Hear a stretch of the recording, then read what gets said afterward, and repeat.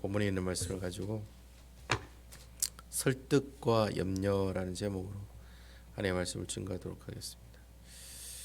예, 오늘 본문에 있는 말씀 이제 고린도서 12장에 있는 말씀인데요. 오늘 말씀 제가 수요일 날에 12장 1절에서 10절에 있는 말씀을 살펴봤는데 오늘 계속해서 12장 11절에서 21절에 있는 말씀 마무리하면서 12장에 있는 말씀 마치도록 하겠습니다. 이제 아마 내일 제가 고린도후서 13장에 있는 말씀을 통해서 이제 고린도후서인 전체적인 내용을 다 마칠까 하는 그런 생각을 가지고 있습니다. 오늘 고린도후서 12장에 있는 말씀 한 절씩 보면서 이 말씀은 무슨 말씀을 이야기하고 있는지 한번 살펴보도록 할게요. 11절에 있는 말씀 읽어보겠습니다. 내가 어리석은 자가 되었으나 너희가 억지로 시킨 것이 아니니 나는 너희에게 칭찬을 받아야 마땅하도다. 내가 아무것도 아니냐 지극히 크다는 사도들보다 조금도 부족하지 아니하니라. 사도 바울 선생이 앞에 보면은 내가 부득불 자랑한다라는 뜻으로 이제 이렇게 환상과 계시에 관한 이야기를 했잖아요. 그죠? 여러분 기억나시죠? 사도 바울 선생이 환상과 계시에 관해서 이야기를 하지만 실질적으로 환상과 계시가 어떤 내용인지 구체적으로 이야기하지는 않습니다. 뭐 언제 어디서 누가 무엇을 어떻게 했는가, 그리고 그 계시와 환상이 우리 주는 교훈이 뭐냐, 이런 얘기를 하지 않거든요. 그냥 그런 일이 있었다라고 이야기를 하게 됩니다. 왜 이렇게 환상과 계시를 얘기했느냐? 사도 바울 고린도 교회 사람들 중에 특별히 거짓 교사들이라든지 거짓 사도들이 사도 바울 선생을 굉장히 많이 오해하게 되고 비판을 하게 되죠. 그래서 사도 바울 선생이 고린도 교회 사람들이 사도 바울 선생을 비판하는 그 세 가지 큰 이야기가 있다고 그랬죠. 첫 번째가 뭘 가지고 비판한다고 했습니까? 그 추천서 가지고 이제 비판한다고 그랬죠. 사도 바울 선생이 고린도 교회를 개척했는데도 불구하고 야, 너 추천서 내봐. 이제 이 말은 이제 네가 진짜 사도 맞느냐 이런 뜻입니다. 사도직에 관해서 이제 비판을 하는 것이죠. 진짜 네가 사도가 맞느냐? 우리가 알고 있는 사도는 예수님을 따라간 12제자들이 또 사도로 알고 있는데 어떻게 네가 예수님도 만나보지 못한 네가 어떻게 사도라고 할 수 있느냐, 이렇게 비판을 하게 되죠. 그런 비판을 하면서 추천서 가지고 이제 비판을 하는 겁니다. 다른 사람들 다 추천서 들고 오는데 왜 니는 추천서 안 들고 오느냐, 그런 이제 비판을 하게 되고, 두 번째는 돈 가지고 비판을 하죠. 보통 그 당시 이제 순회 전도자들은 보통 다 사례비를 받았거든요. 그리고 사례비를 얼마나 많이 받느냐에 따라서 그 사람이 진짜 참 사도냐 아니냐를 가지고 결정을 했습니다. 그러니까 사례비를 많이 받는 사람은 유명한 사도라는 거죠. 그 사람이 일명 참 사도라고 그래 이야기를 했습니다. 근데 사도 바울 선생은 사례비를 안 받아요. 안 받으니까 뭐라고 오해를 하겠습니까? 능력이 없기 때문에 안 받는 거다. 지질이도 설교를 못하니까 사례비를 한 푼도 못 받는 거 아니냐, 뭐 이렇게 오해를 하는가 하면 또 뭐 어떤 오해를 하겠어요? 사도 바울 선생이 아마 꼼쳐던 돈이 많이 있는갑다. 아마 뭐 비리를 저질러 가지고 돈을 많이 가지고 있는갑다. 그런 생각을 했겠죠. 그래서 그런 돈 문제 가지고 이제 사도 바울 선생을 비판하는 것들이 있었고, 그리고 지난주 수요일 예배 때 우리가 말씀을 드렸습니다만 사도 바울 선생이 영적인 능력이 있느냐 없느냐 뭐 그런 문제들 가지고 자꾸 그런 거 가지고 비판하니까 지난주 수요일 날에 뭐 가지고 해명을 한다고 했습니까? 환상과 계시에 관한 내용을 그들에게 이야기를 해준다고 그러죠. 나는 진짜 환상과 계시에 대해서 이야기하고 싶지는 않다는 거예요. 근데 부득불 너희들이 자꾸 그런 거 가지고 시비를 거니까 나 또한 사도로서 그러한 일들을 경험했다라는 것을 그들에게 이야기하고 말해주면서 뭐라고 얘기합니까? 내게 육체의 가시가 있는데 오히려 그 육체의 가시 때문에 뭐예요? 약한 가운데 뭐가 드러나요? 하나님의 강하심, 하나님의 능력들이 나타나더라. 그래서 나는 오히려 이걸 뭐 하고 싶다? 더 자랑하고 싶다는 거예요. 내가 돈이 많고 내가 잘 먹고 잘 살고 내가 모든 것이 다 순탄한 것들에 대해서 자랑하는 것이 아니라 뭘 자랑해요? 내가 약하고 참 부족한 가운데서 누가 나와 함께 해주세요? 성령 하나님께서 나와 함께 해주시는 그것을 어떻게 한다? 자랑합니다. 그런 이야기가 지난주 수요일 말씀을 통해서 우리에게 전달이 됐다는 거죠. 그 얘기가 오늘 본문에 있는 말씀이 계속 연결이 됩니다. 그래서 오늘 첫 번째 1절 그 11절에 보면 내가 어리석은 자가 되었으나 너희가 억지로 시킨 것이니 뭐 이렇게 돼 있어요. 이게 무슨 말이냐면 내가 이렇게 팔불출처럼 너희들이 뭐 능력이 없네 이래서 내가 이렇게 환상과 계시에 대해서 이야기하는데 사실 나는 하고 싶지 않은데 너희들이 이렇게 하도록 만드는 것은 너희가 억지로 뭐 한 것이다? 시킨 거나 다름이 없다라는 거예요.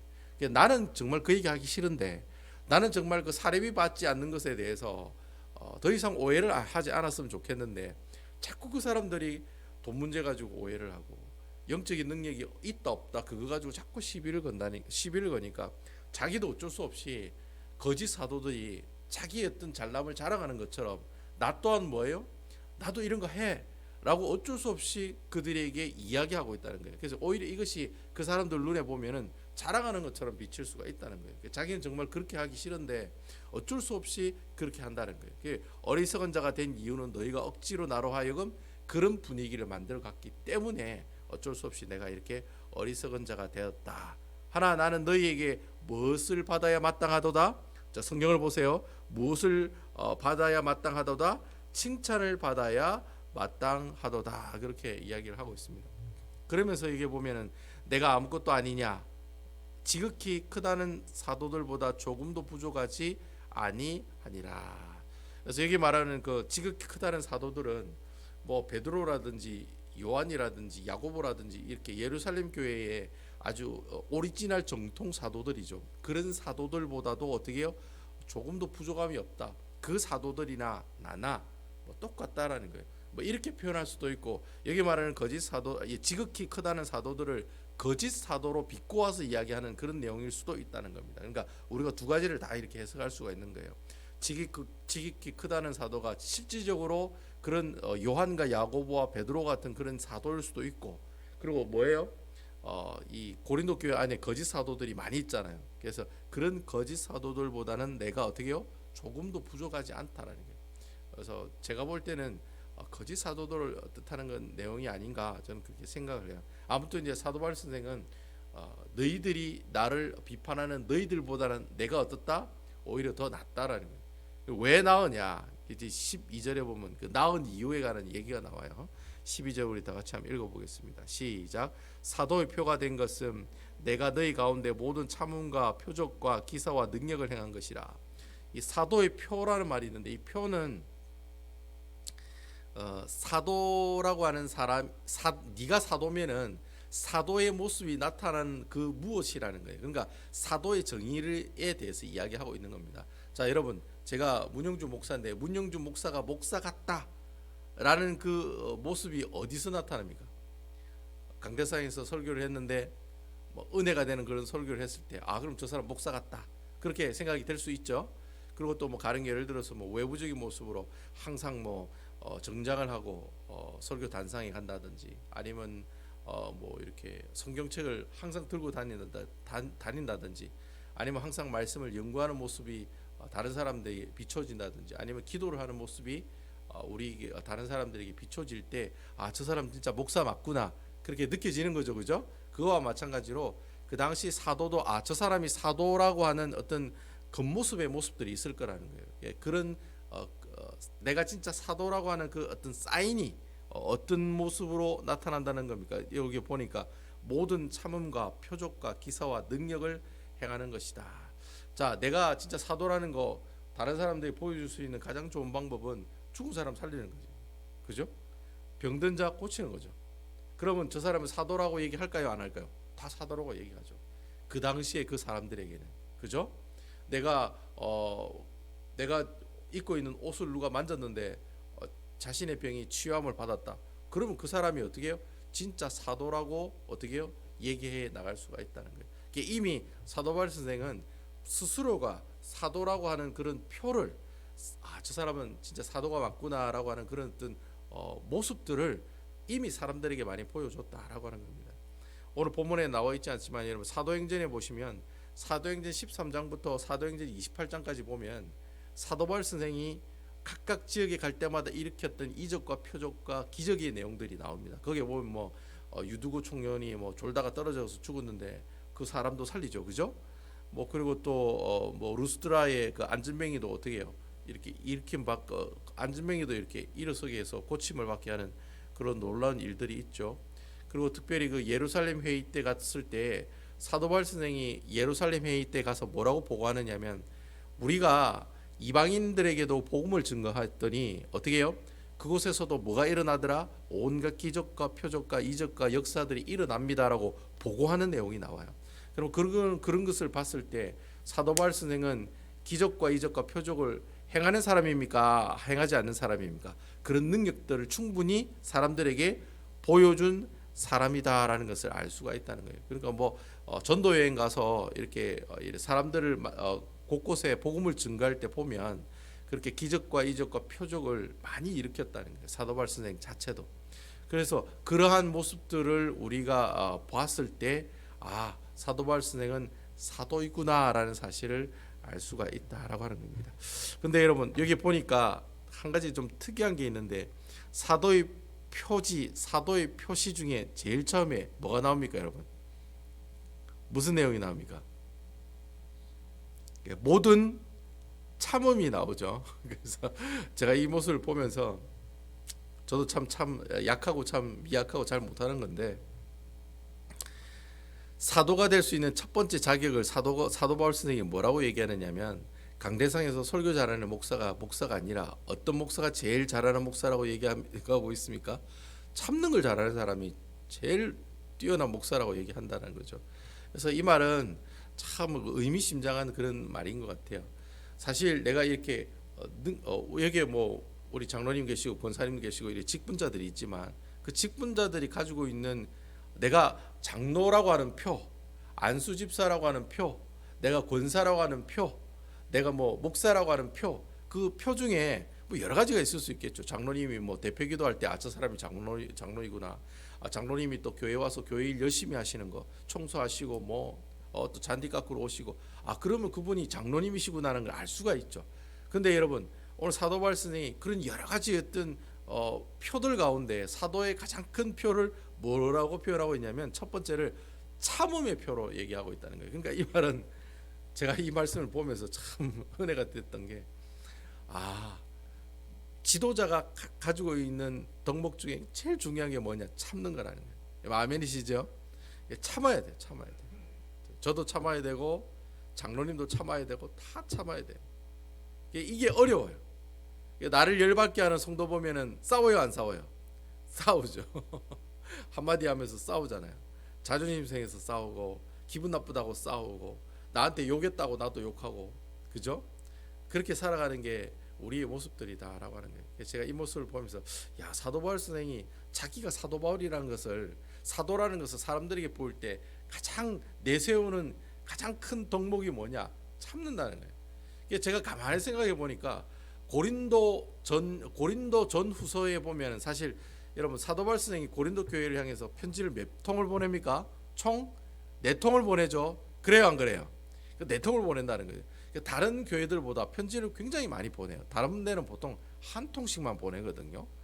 근데 여러분 이 고린도 교회는 특별히 4통을 보냈다는 거죠. 4통을 보냈다는 말이 무슨 말입니까? 그만큼 고린도 교회에 문제가 많고 어려움이 많았다는 거죠. 그리고 또 이 말을 다르게 생각하면 고린도 교회 때문에 스트레스를 굉장히 많이 받았다는 거예요. 근데 여러분 그 많이 받는 그 스트레스가 보통 스트레스가 아니었다는 거죠. 정말 힘들고 어려웠던 그런 스트레스였던 것 같아요.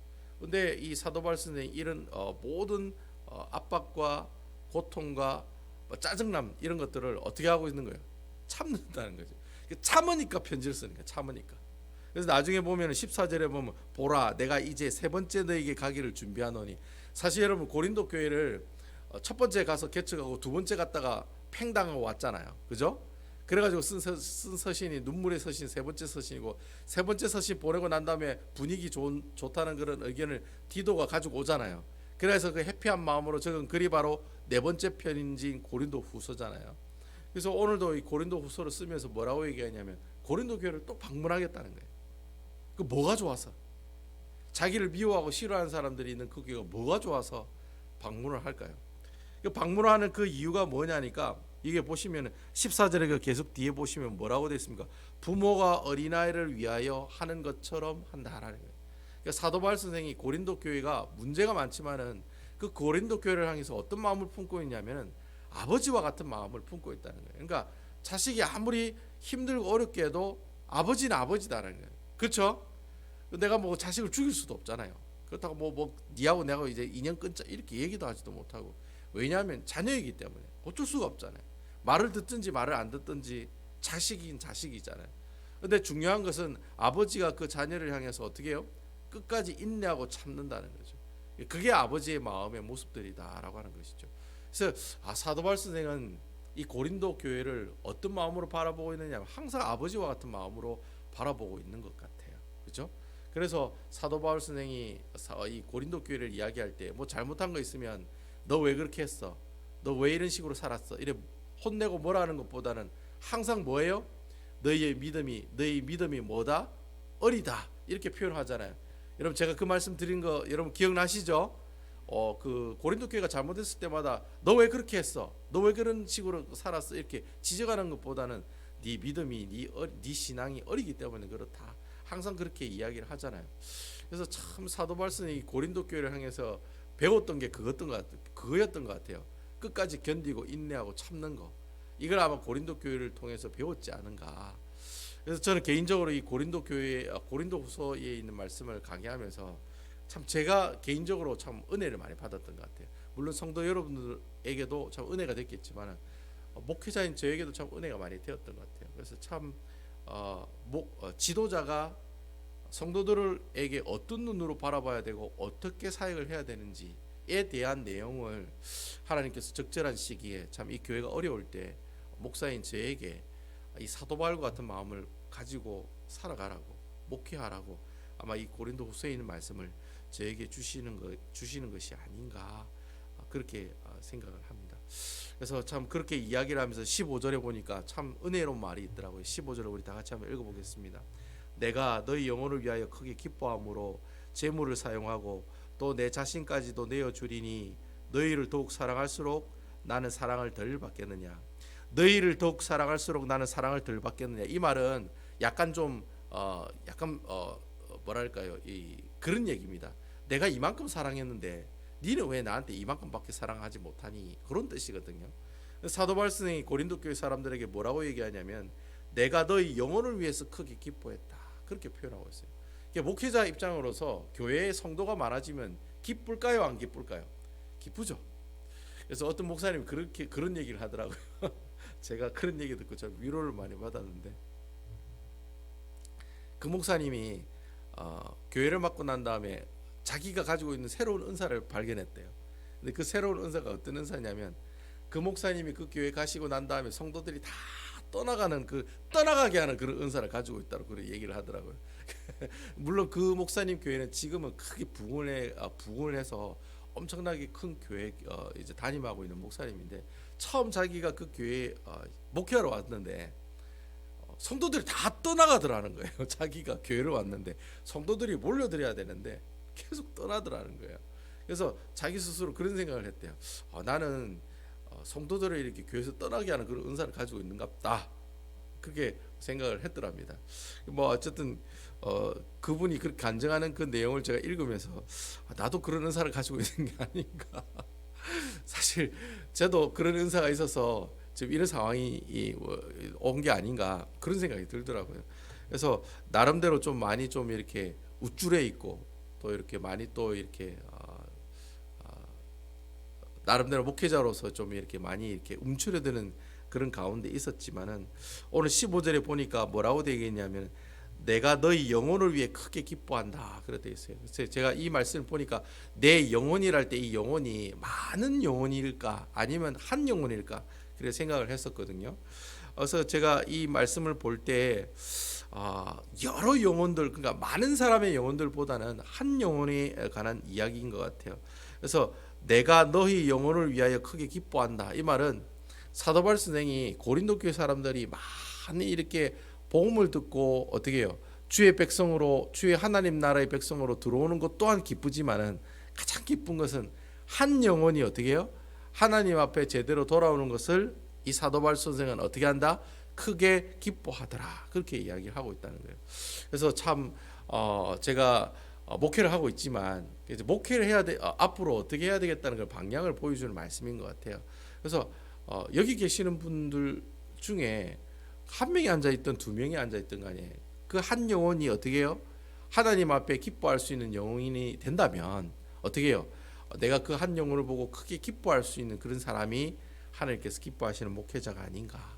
여러분들도 그래 바라봤으면 좋겠어요. 사람이 많고 사람이 교회가 부흥이 됐을 때를 기뻐하는 것보다는 내 스스로가 내 자신이 변화가 되고 또 옆에 있는 김 집사가 변화가 되고 뭐 박군사가 변화가 되고 뭐 문 집사가 변화가 되고 뭐 이 집사가 변화가 되고 이렇게 한 영혼이 이 말씀을 통해서 변화된 모습이 있다면 그러면 이 많은 영혼들이 교회에 나와서 예배 드리는 그 기쁨보다도 훨씬 더 큰 기쁨이 우리에게 다가오는 것이 아니겠는가.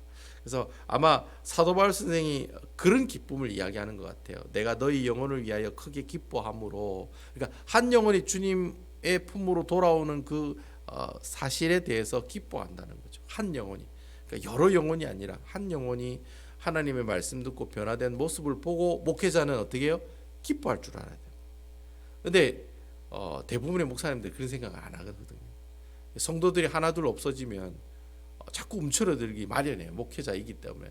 근데 또 다르게 하나님께서 주시는 마음은 인에 있는 영혼이 말씀을 통해 생각이 바뀌고 마음이 바뀌고 또 자신의 그 신앙의 모습들이 믿음이 조금이라도 자라나는 모습들이 있다면 그 또한 주님의 기쁨이요 누구의 기쁨이에요? 바로 우리의 기쁨이 된다라고 하는 것이죠.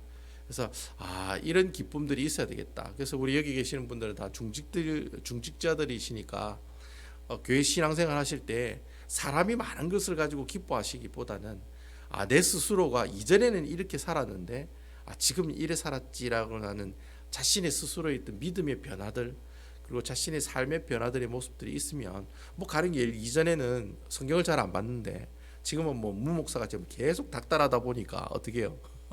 어쩔 수 없이 카톡하게 되고 어쩔 수 없이 성경 보고 안 보면 나중에 웃어준다니까 어쩔 수 없이 막 맥체인 성경 읽고 그렇게 하고 계시죠, 그죠? 그러면 그게 작은 변화잖아요. 이전에는 잘 안 봤는데 지금은 한 번이라도 본다는 거예요. 그러면 그거에 대한 기쁨 또한 하나님께서 기뻐하시는 기쁨이다라고 하는 거예요. 그래서 이런 기쁨이 한두 번씩 이렇게 생기게 되면 또 하나님께서 또 어떻게 해요? 또 새로운 지체들을 불러주시고 또 새로운 사람들을 불러주시고 일꾼들을 불러주실 줄로 믿으시기 바랍니다. 우리 그런 믿음을 갖자라는 거죠. 이 말씀을 통해서. 그러면서 뒤에 보니까 재물을 사용하고 또 내 자신까지도 내어주더라. 그래서 참 우리가 한 영혼이 변화된 모습을 보면서 기뻐하게 되니까 어떻게 해요? 자기가 가지고 있는 것도 아깝지가 않다는 거예요. 여러분 우리 신앙생활 하다 보면 제가 장로님한테 한번 식사 대접하고 장로님이 저한테 식사 대접하는 게 사실 서로 모르는 사이고 관계가 안 좋으면은 그런 행동을 해요, 안 해요? 안 하지요. 미운 사람한테 뭘로 밥을 사주겠습니까? 같이 밥도 안 먹죠. 근데 우리가 그렇게 하는 이유가 바로 이렇게 서로가 어떻게 해요? 하나하나가 서로 변화되는 모습들에 대한 그 기쁨의 마음이 생기게 되면 남을 대접하고 어떻게 해요? 내가 가지고 있는 것들 하나 더 챙겨주려고 하는 그런 마음들이 생기게 된다는 거죠. 그래서 참 한 영혼이 변화된 모습에 대한 그 기쁨을 볼 때 때로는 내가 가지고 있는 것들도 어떻게 해요? 남에게 내어줄 줄 아는 그런 어떤 베품의 삶, 나눔의 삶들도 우리가 이끌어갈 수 있게 된다는 거예요. 그리고 마지막에는 뭐라고 되어 있습니까? 내 자신까지도 내어준다. 여러분 아멘이시죠?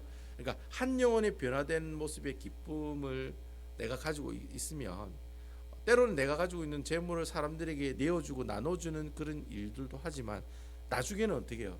내가 좀 희생이 되고 내가 좀 손해를 보더라도 어떻게 해요? 그 사람을 다시 세워주고 일으켜주는 그런 모습들이 우리 삶 가운데 나타나게 된다라고 하는 것입니다. 그래서 사도 바울 선생이 계속해서 고린도 사람들을 설득해 나가면서 어떻게 해요? 또 때로는 우리에게 또 이런 영적인 교훈의 말씀들을 우리에게 허락해 주시는 것 같다라는 그런 생각이 듭니다. 그래서 우리 베다니 교회 성도 여러분들이 내 스스로가 1도라도 변화되는 그 기쁨이 여러분들의 큰 기쁨이 되시기를 주님의 이름으로 축원을 드리겠습니다. 눈에 보이는 큰 변화를 가지고 기뻐할 수도 있어요. 뭐 갑자기 뭐 사람들이 막 이렇게 이 자리 꽉 차면은 기쁘죠. 그리고 또 헌금이 많이 들어오면 기쁘죠. 내가 뭐 헌금 수전하는 중직자로서 헌금이 많이 들어오면 기쁘죠. 우리가 그런 기쁨들도 기쁨이에요. 하지만 그런 기쁨들보다는 우리의 마음이 변화가 되고 우리 생각이 바뀌게 되고 또 혹시 내가 나쁜 습관이 있다면 그 습관이 바뀌게 되는 그 작은 변화와 그 내가 가지고 있는 그 생각의 그 기쁨, 그런 기쁨 가지고도 어떻게 해요? 우리가 기뻐하자고요. 그리고 또 한 영혼이 주위에 있는 우리 지체들이 조금씩 변화되는 모습도 우리 신앙생활 하다 보니까 요즘에 분위기가 많이 좋아졌잖아요. 그죠? 카톡에도 보면 기도 제목도 많이 올리고 예전에는 안 그러시다가 지금 기도 제목도 올리시고 서로 막 기도하고 그러잖아요. 바로 그게 바로 작은 변화들이거든요. 그런 작은 변화들을 기뻐하잖아요.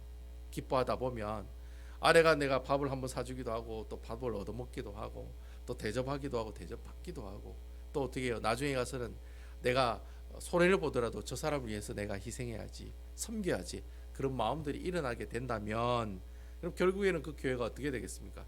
하나님께서 기뻐하시는 교회의 모습들이 되지 않을까. 아마 사도 바울 선생이 그런 교회를 꿈꿨던 것 같아요. 예. 아마 이 고린도 교회가 이런 교회가 됐으면 좋겠다라고 그런 생각을 가지면서 오늘 이 말씀을 하고 있는 것 같아요. 그래서 때로는 설득하기도 하고 때로는 어떻게 해요? 염려하는 그런, 나중에 보면은 뭐 염려하는 그런 마음도 있지만 이 고린도 교회를 향해서 설득하기도 하고 염려하는 그 마음은 어떤 마음일까요? 그 고린도 사람들이 바로 이런 작은 변화의 기쁨들을 어떻게 해요? 같이 경험하고 누려나가는 모습이 있었으면 좋겠다. 그런 작은 바람, 그런 고린도 교회를 향한 작은 꿈, 이런 것들을 오늘 본문의 말씀을 통해서 우리에게 말씀하고 있는 게 아닌가 그렇게 생각이 됩니다. 그래서 고린도후서의 전체적인 내용을 보면 고린도 사도 바울 선생이 자기가 자꾸 사도가 아니라고 하는 그런 비판들, 너 왜 사렙이 안 받느냐는 그런 비판들, 너는 왜 영적인 능력이 없느냐라는 그런 비판에 대한 자신의 변호를 적은 글이 고린도후서예요.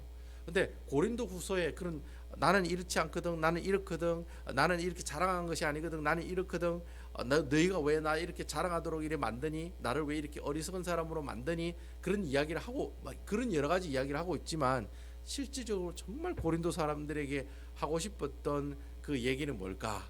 그래 생각해 봤을 때 이런 것 같아요. 작은 그 변화에 대한 기쁨인 것 같아요. 그래서 여러분들도 신앙생활 하시면서 내가 이전에는 안 그랬는데 지금은 그래 라는 그 변화가 있잖아요. 그런 작은 기쁨에 기뻐하는 모습이 있었으면 좋겠다라는 생각이 듭니다. 그래서 어쨌든 내가 성경 보면서도 감사, 카톡 보면서도 감사, 카톡에 있는 기도 제목 보면서 감사. 요즘 여러분 카톡에 있는 기도 제목 한번 보세요. 옛날 기도 제목하고 틀려요. 수준이 많이 올라간 거예요. 기도를 하니까 카톡에 기도를 올리니까 기도를 하는 그 기도 제목들도 많이 변하고 있다는 거죠. 그래서 그런 작은 변화에 기뻐하자는 거예요. 그렇게 기뻐하다 보면 어떻게 해요? 내가 가지고 있는 재물도 사람들에게 나눠주게 되고 때로는 내가 좀 더 희생해서 어떻게 해요? 시간을 희생내고 내 재물을 희생내어서 사람들을 섬기며 나가는 그런 교회가 어떻게 해요? 하나님께서 기뻐하시는 고린도 교회 모습들이 아닌가. 그래서 그런 아름다운 교회를 꿈꾸면서 사도 바울 선생이 고린도 교회 사람들에게 보낸 이 네 통의 편지가 그런 목적을 가지고 이유를 가지고 이런 귀한 편지를 보내지 않았나 그런 생각이 됩니다. 아무쪼록 여러분 우리 베다니 교회도 고린도 교회가 되었으면 좋겠습니다. 여러분 아멘이시지요? 제가 처음에 고린도 교회가 문제가 많은 교회라고 얘기했는데 그래요. 우리 교회가 문제가 많다면 하나님께서 그 문제를 다 해결해 주시고 결국 이 고린도 교회가 하나님의 그 귀한 복음을 많은 사람들에게 증거하는 그런 아름다운 교회가 되어지고 세워줄 줄로 믿습니다. 이런 교회를 꿈꾸자고요. 여러분 아멘이시지요? 이런 교회를 꿈꾸면서 기쁜 마음으로 신앙생활을 했으면 좋겠습니다.